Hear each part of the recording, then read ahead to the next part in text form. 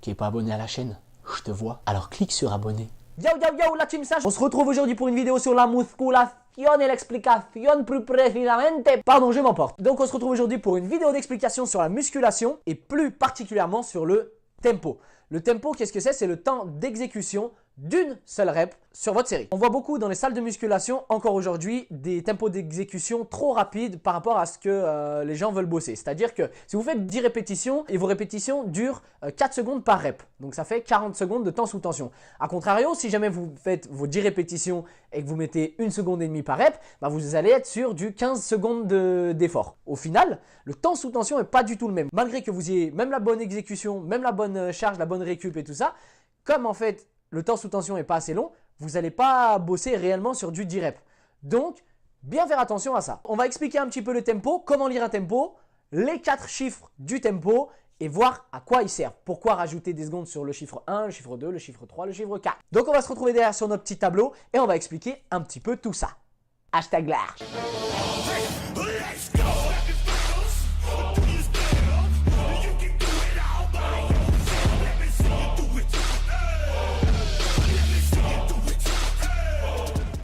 Donc, nous voilà sur notre tableau. 1, 2, 3, 4. Ça va être les 4 chiffres du tempo. Je vais en écrire un au hasard. Comme ça, vous allez bien comprendre. Donc là, j'ai écrit 20x0. Qu'est-ce qu'il me fait? Lui, il bug là. Il n'y a déjà plus de piles. Ah. Le premier 2. C'est votre phase sur le mouvement excentrique ou votre phase négative. On va prendre l'exemple d'un squat. Chaque exercice, à part si c'est volontaire, on a 4 phases. Donc, le 2, phase de descente. Le 0, phase distale, c'est-à-dire la phase en bas.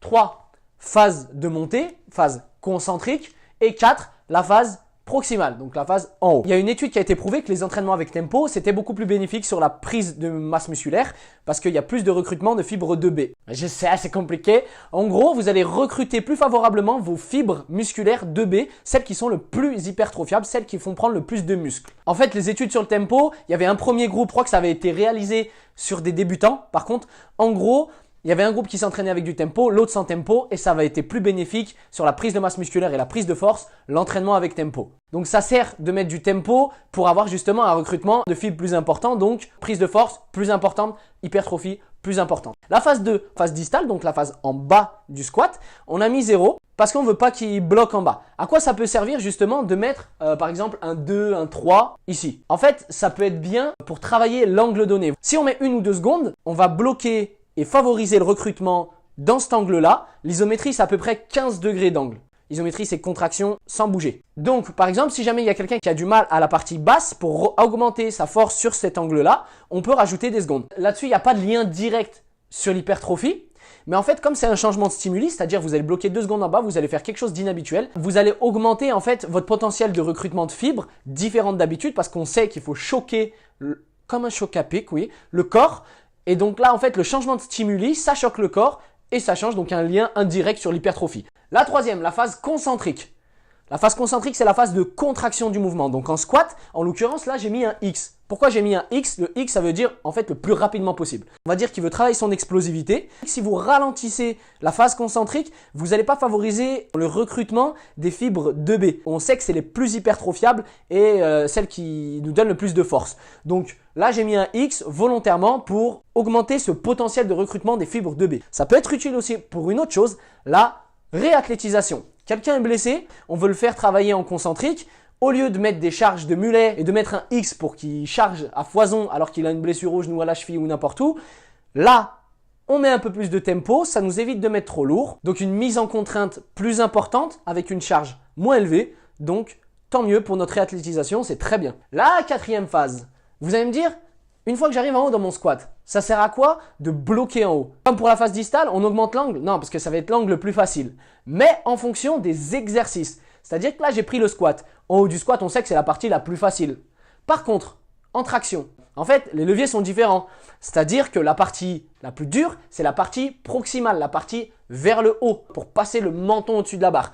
Donc là, par exemple, si j'aurais mis des secondes en traction, je monte ma traction, je bloque 1, 2 et je redescends. Donc, ça favorise au-delà du changement de stimuli, comme on disait juste avant. It was at this moment. Alhamdoulilah. Donc ça favorise en fait le gain de force sur l'angle donné. L'isométrie, on a dit que c'était 15 degrés. On n'oublie pas, c'est à peu près 15 degrés du mouvement. C'est-à-dire si je bloque en haut, je ne vais pas gagner de force directement grâce à ce blocage en bas. Je vais vraiment gagner sur l'angle où je bloque. Et donc, on favorise sur cet angle-là qui est difficile. On peut bloquer des angles donnés exprès, volontairement. Si vous avez des activités d'explosivité, il va falloir faire attention au tempo. Parce que si jamais vous faites toujours des tempos en musculation, genre 40-40, ou n'importe quoi, 32-32, où vous ralentissez quasi toutes les phases, ça ne va pas être super bénéfique. Il va falloir travailler en explosif. L'explosivité, c'est la puissance. Puissance égale force fois vitesse. Donc en fait, il faudra augmenter le potentiel force, évidemment, mais aussi le potentiel vitesse. Donc, l'exécution dynamique. Et souvent, c'est sur ce concentrique. Celui-là, là, on le ralentit rarement pour les sports explosifs. Parce qu'il nous faut déplacer vite la barre, toujours. Lightweight! Au-delà de tous ces petits trucs spécifiques, le tempo, comme j'ai expliqué dans l'intro un petit peu, c'est hyper important parce que si vous faites 10 répétitions, comme je disais, avec 4 secondes et 10 répétitions avec 2 secondes, ça ne va pas du tout être le même temps sous tension. Donc, bien faire attention à ça sur vos exécutions.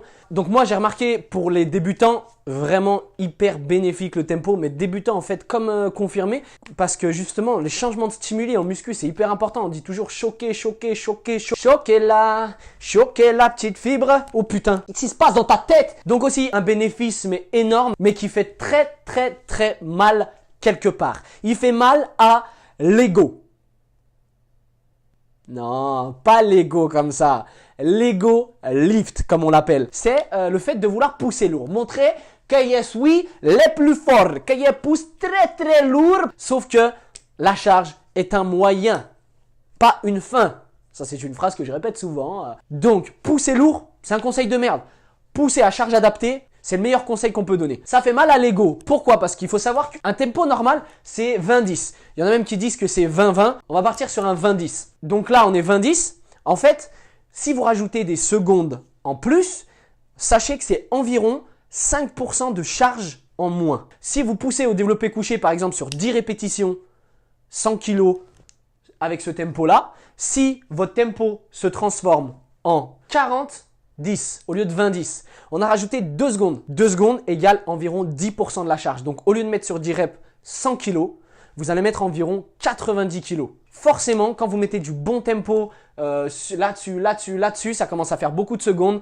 Et là, vraiment, on décharge. Mais d'un côté, la stimulation musculaire reste aussi importante. Si ce n'est, parfois, on l'a vu, plus importante en fonction du tempo. C'est sûr, si jamais on est powerlifter ou d'autres choses comme ça, on va pas forcément mettre souvent de tempo parce qu'on veut, l'objectif c'est de pousser des charges très lourdes et c'est vraiment l'objectif. Après, si votre objectif c'est ça, rien ne vous empêche de rester en 20-10 tout le temps, enfin 20x0. Mais si jamais votre but par exemple c'est l'hypertrophie musculaire, sachez que le tempo c'est une énorme solution. Surtout en période de stagnation. Si vous sentez que vous stagnez parce que vous faites toujours le même tempo, même si vous variez les séances, vous n'arrivez plus à choquer votre corps, variez le tempo. Genre du jour au lendemain, testez de faire la même séance avec 5 secondes d'excentrique, plus le même stimuli, une progression très différente. En plus du coup, généralement nos mouvements sont plus propres, donc ça c'est bénéfique. Voilà, donc la vidéo va toucher à sa fin. On m'a fait quelques remarques sur le fait que des fois sur les vidéos d'explication, j'utilise des mots un petit peu techniques. C'est vrai que des fois, j'ai pas notion, j'utilise un peu des mots techniques. C'est pas pour me la raconter. Le truc, c'est que faudrait que je trouve des synonymes à chaque fois et tout. C'est assez compliqué. Donc pas hésiter à me demander certains termes et tout si jamais vous n'avez pas compris. Je vais essayer de faire le plus concis possible, le plus court possible aussi. Moi j'aime bien parler, je parle tout le temps, je parle blablabla. Et du coup, je vais essayer de faire le plus court possible, le plus concis possible et justement que ce soit le plus clair possible pour vous. Donc n'hésite pas, si la vidéo elle t'a plu, de mettre un petit commentaire. Si tu veux me contacter, n'hésite pas sur Insta, Snap, Facebook et même par mail, j'ai envie de te dire. De toute façon, les liens seront dans la description. Oublie pas de t'abonner parce qu'à ce qui paraît, moi c'est ce que j'ai entendu dire. C'est des on-dit. Si jamais tu t'abonnes, à chaque vidéo qui sort, t'as une banane gratuite. En tout cas, c'est tout pour moi aujourd'hui et comme d'hab, peace la team sage.